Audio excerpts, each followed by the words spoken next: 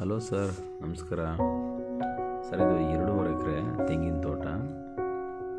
ಇದರಲ್ಲಿ ಒಂದು 65ರಿಂದ 70 ತೆಂಗಿನ ಮರಗಳು ಫಲ ಕೊಡ್ತಾ ಇದೆ.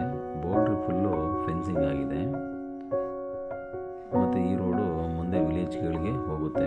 ಅಕ್ಕಪಕ್ಕದಲ್ಲೆಲ್ಲ ಫಾರ್ಮ್ ಹೌಸ್ಗಳಿದೆ ತುಂಬ. ಇದಕ್ಕೆ ನಾರ್ತಲ್ಲಿ ರೋಡ್ ಬರ್ತದೆ ಮತ್ತು ಈಸ್ಟಲ್ಲಿ ಕೂಡ ರೋಡ್ ಬರ್ತದೆ.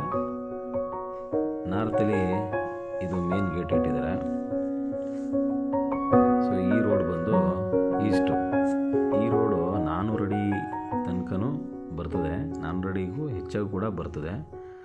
ಅಕ್ಕಪಕ್ಕ ಎಲ್ಲ ಇಲ್ಲಿ ತೋಟಗಳಿದೆ. ಈ ರೋಡು ಮುಂದೆ ವಿಲೇಜ್ಗಳಿಗೆ ಹೋಗುತ್ತೆ. ವಿಲೇಜ್ ಇಲ್ಲಿಂದ 1 ಕಿಲೋಮೀಟ್ರು ಆಗುತ್ತೆ. ಇದು ಜನರಲ್ ಪ್ರಾಪರ್ಟಿ, ಡೈರೆಕ್ಟ್ ರಿಜಿಸ್ಟ್ರೇಷನ್ಗೆ ರೆಡಿ ಇದೆ. ಇದರಲ್ಲಿ 2 ಲೇಬರ್ ಹೌಸ್ ಇದೆ ಮತ್ತು ಒಂದು ವಾಟ್ರು ಟ್ಯಾಂಕ್ ಇದೆ. ಇದೊಂದು ರನ್ನಿಂಗ್ ಬೋರ್ ಇದೆ.